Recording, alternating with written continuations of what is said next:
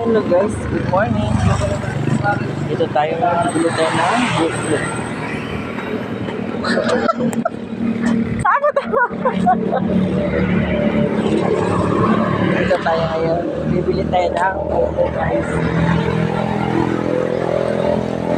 Halo mo na kuya.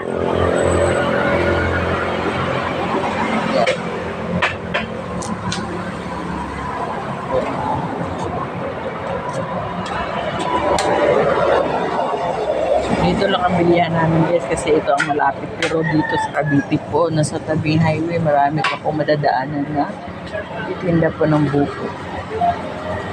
Ang buko po namin dito guys is 30 pesos isa. Pero din dito yan. So,